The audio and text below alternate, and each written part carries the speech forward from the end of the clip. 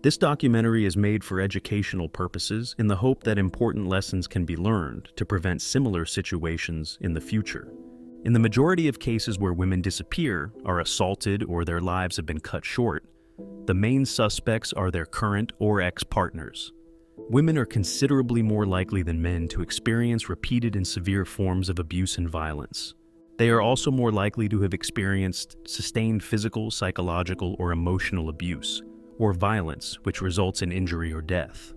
Today we are talking about a case in which we have many of these behaviors: domestic violence, physical and mental abuse, and in the end, the disappearance of the woman involved.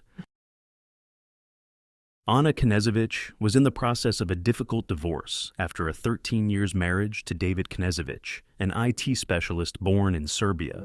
Until they broke up in the summer of last year, 2023, the two were described by friends as a successful couple.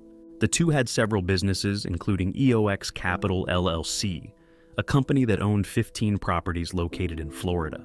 Anna moved to Madrid, Spain on the 27th of December, 2023, from Florida to start a new life. Anna had many friends with whom she kept in regular contact with them. One of her best friends said that Anna chose Madrid because she liked the atmosphere, rich culture, and diversity the Spanish capital combines. Endless work opportunities, high-quality life, and never-ending nightlife with a buzzing social scene. There are enough reasons for a person like Anna to choose Madrid. In January, Anna visited her friend Sana Ramo in Austria for a sky trip and planned to see her again on February 8th in Madrid. Anna and Sana met a year ago in Florida, and the two became very good friends. Anna was born in Colombia, Sana in Sweden, but they had many things in common, including traveling. Sana described Anna as a very kind, caring, and adventurous person. It seems that Anna wanted to set up a non-profit organization that would be dedicated to women affected by domestic violence, to women abused by their life partners, a situation in which she herself was, which is why Anna was in the process of divorce. Anna was very close to her family, especially her brother Felipe Henao, whom Anna helped every time, financially and morally. "She gave me food, shelter, and guidance. All I have now is because of her," said her brother, showing his gratitude to his sister. Anna was last seen on Friday, February 2nd, 2023, by a neighbor when she was returning home to her apartment in a residential area of Madrid. On Monday, the 5th, she had planned to go to Barcelona. Her friends Sana and Lisa start receiving messages from Anna's phone, but when they tried to contact her, she did not answer back. In one of the messages, she says that she met someone wonderful. She is referring to a man, that he has a summer house 2 hours from Madrid, that she is on his way to that location, and that the signal is not very good. In conclusion, no worry about me. The message goes further and describes how Anna is walking on the street after a therapy and was approached by this mysterious man with whom she created an immediate connection like she never had before. It is interesting that during the day she did not mention anything about this meeting to other friends. With so many friends who knew Anna very well, it is no wonder that they immediately began to suspect that something was wrong. Messages were also sent from her phone in Spanish. The problem was that Anna knew Spanish very well, but the messages were in a grammatically incorrect Spanish, as if they had been translated in Google Translate. To check that Anna is not in the apartment, the fire department was called by her friends. Nothing seemed out of the ordinary in the apartment, such as the scene of an attack or to suggest to them that something bad had happened there. The fire department doesn't do investigations. They just check if someone is not injured, then hand over the place to the investigators. The door to Anna's apartment was closed from the outside. From here, the Spanish authorities were notified of Anna's disappearance. Analyzing the surveillance cameras in the building, they found some very worrying images. On the day of the 2nd of February, around 9:27 p.m., a man wearing a motorcycle helmet entered the building where Anna lived. The man was caught by the surveillance cameras when he used a can of spray paint to cover the camera's lenses in the building. He only managed to cover the cameras partially. An hour after entering the building, around 10:30 p.m., the man is seen on the cameras leaving the building, but this time he carries a suitcase with him. When the investigators entered Anna's apartment, they realized that all the electronic devices, chargers, laptop, phone disappeared with her. Because the divorce between Anna and David had financial interests at stake, And because in cases of disappearance of women, the first suspects are current or former partners, David was also the first suspect in the case of the disappearance of his ex-wife. Asked by the police where he was on the day of Anna's disappearance, he said he was in Serbia.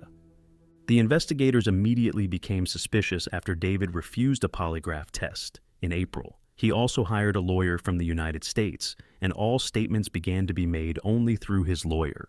In this case, the authorities and investigators from 3 countries, Serbia, Spain, and United States, joined forces to gather evidence in an attempt to prove what exactly happened to Anna on February 2nd. The result came a few months after Anna's disappearance, when David was arrested at Miami International Airport on Saturday, May 4th, when he returned from Serbia. The arrest was made by Diplomatic Security Service in collaboration with the FBI. The announcement of David's arrest was made public by the FBI. Since Anna disappeared until he was arrested, David sold several properties and goods worth over $15 million. All the evidence are collected by the Spanish authorities, but also by the FBI, because Anna is an American citizen.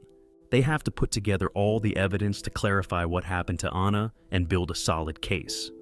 Investigators say they have video evidence that the man who entered the building has features similar to Anna's ex-husband, David Knezevich. Also, they have a video from a retailer of a man who has the same features as David, buying the same type of paint spray, along with 2 rolls of duct tape on February 2nd. All this time from Anna's disappearance until after David's arrest, his lawyer claims that his client is innocent and that he was in Serbia at the time of Anna's disappearance. In contradiction to the statement of David's lawyer, the Spanish authorities and the FBI, in collaboration with the Serbian authorities, say they have evidence that David rented a car in Serbia and traveled to Spain. He returned the car with almost 4,900 additional miles. Spanish authorities also say they have video evidence in which a car similar to the one rented by David appears in the area of Anna's apartment in Madrid.